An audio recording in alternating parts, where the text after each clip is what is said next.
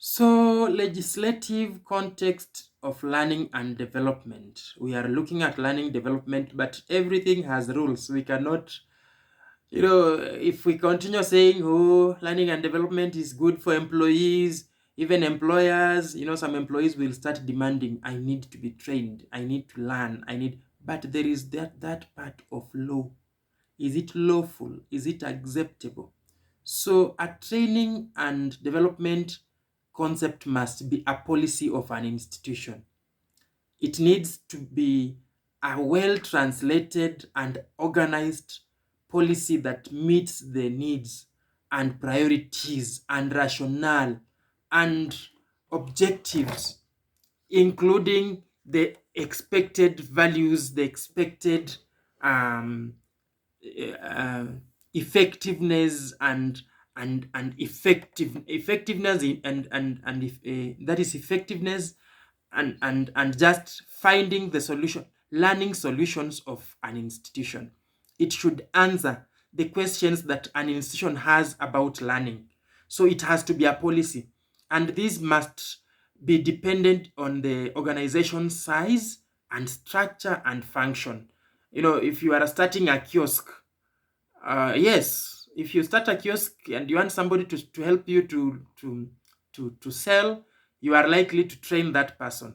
And the training that a kiosk will have is not the same as the training that Kenya Airways will have. Those are two different institutions. And then the functionality and the expected results and documentation must be put in place. Which documents should be used, for example, in teaching? There are documents that are used and how they function and all that. And sometimes we say at a minimum, it should contain a few of the following issues. There are some issues, some things that needs to be included in a training program in any institution. In any institution, if there is a policy on training and development, it must have an executive summary. And this is simply a concise summary of the training and development policy. It may mainly be intended for those who wish to maybe appraise themselves of the main points that are contained in the policy. It should be a summary of the policy itself.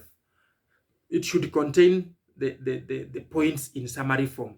Then that is part one. Part two, it should have an introduction. And in the introduction, it should give the overview. It it should give the overview of the training and development policy. And here we give the specifics depending on the origin of the policy, why it was formed, some of the objectives that needs to be achieved, maybe some of the procedures that are included in the introduction. Then after the introduction, the introduction should also, apart from revealing reasons of existence, should also reveal some of the attitudes that needs to be achieved in the training and development. And then organization's aims and objectives now gives the specific aims.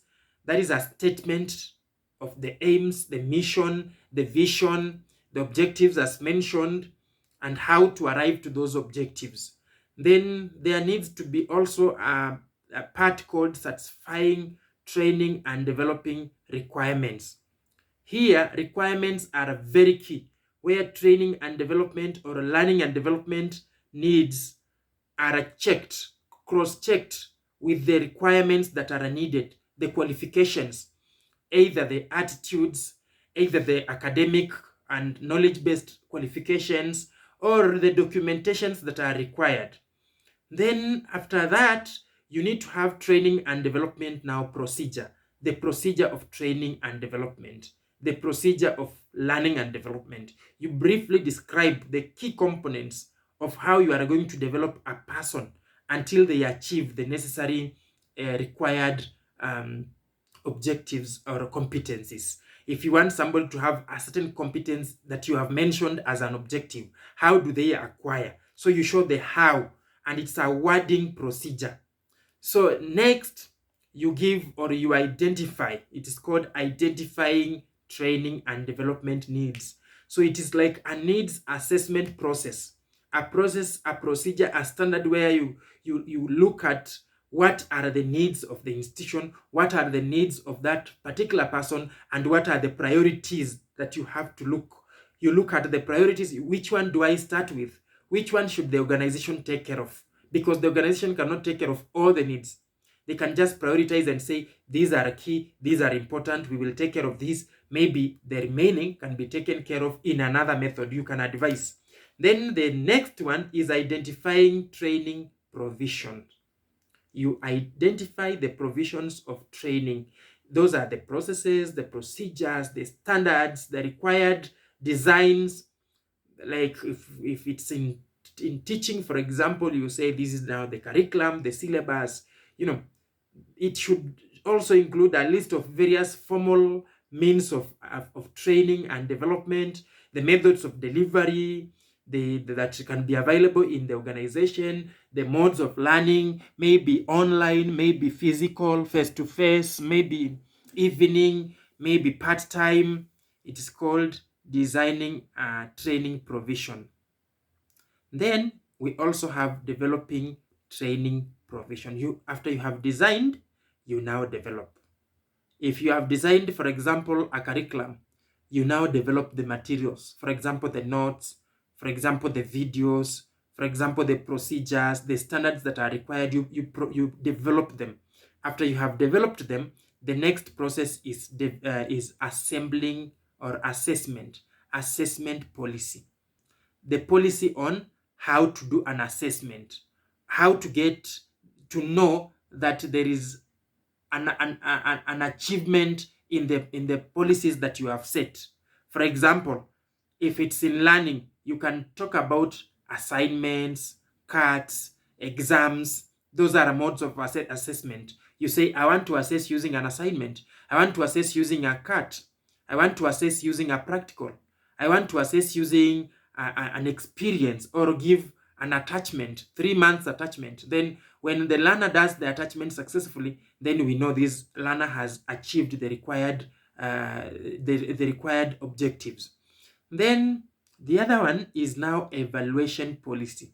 And when it comes to evaluation, we talk about testing and measurements. You test now to see the results. You check whether the learner has satisfactorily achieved what you want. In a learning environment, we say you give an exam. You give the learner an exam and see.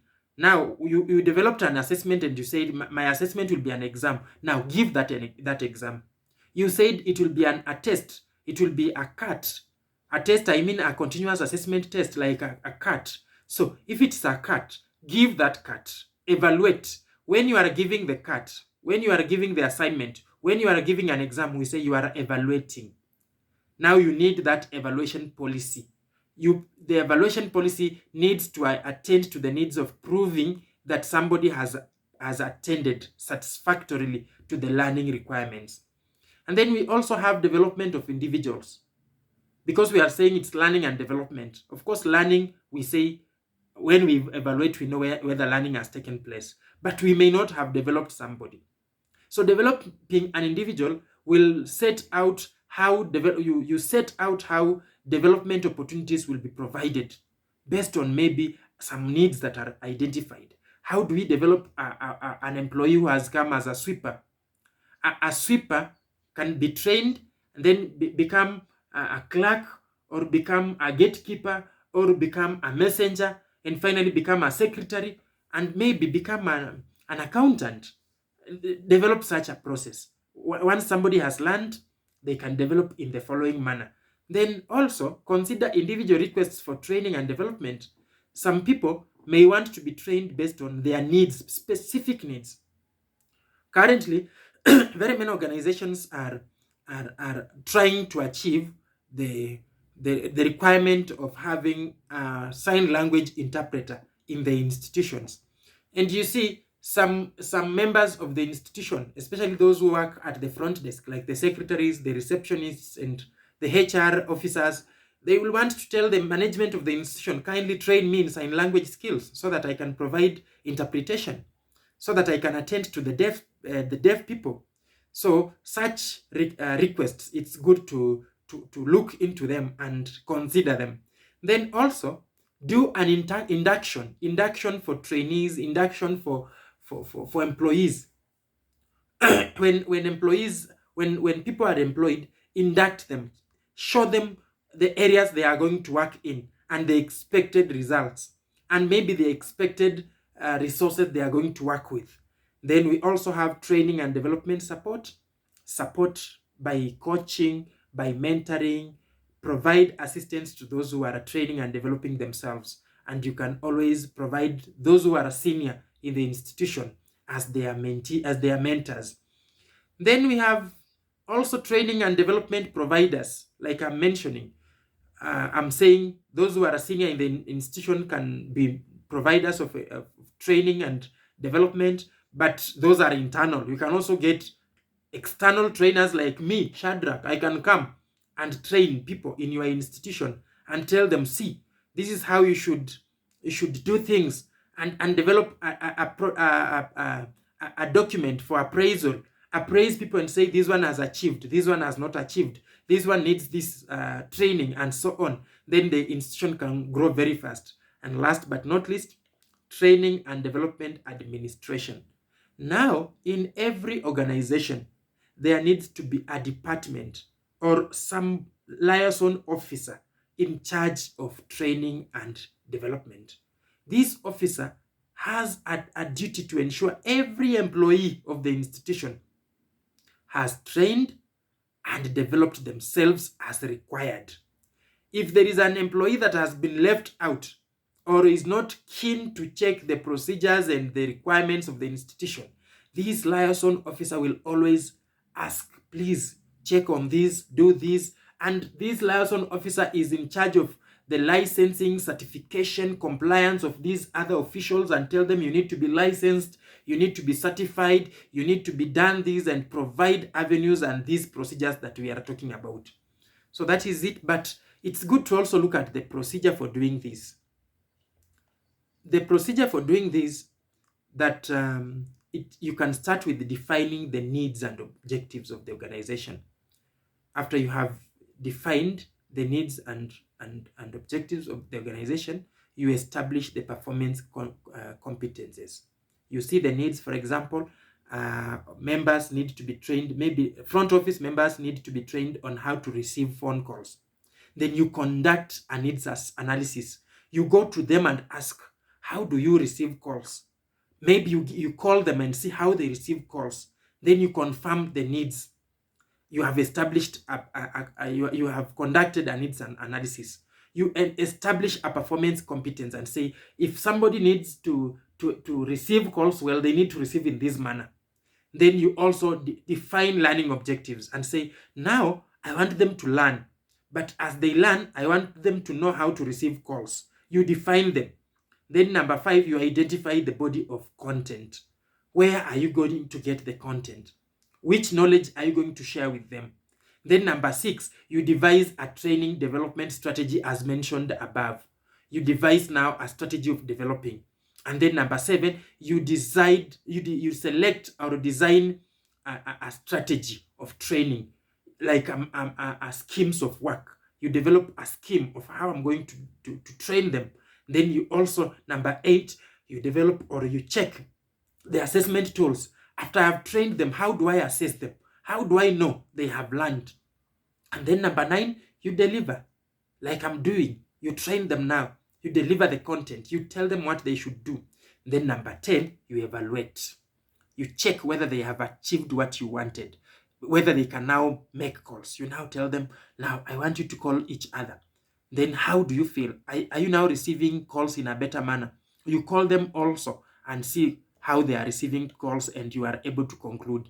Now, note that there are also express provisions in anti-discriminatory or